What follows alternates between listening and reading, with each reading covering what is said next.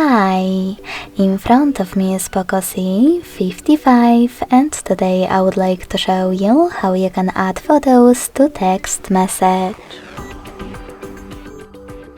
Begin by opening Messages app and selecting or creating a chat.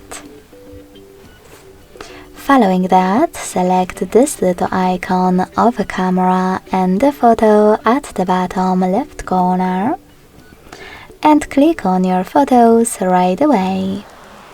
You can also select Gallery, tap on them over here and click on Add at the top right corner, or tap on Gallery, select Folders and hold one of your pictures by clicking on one of those apps using one of those categories like images in this case, or hitting on those three lines at the top left corner to pick one of the available sources.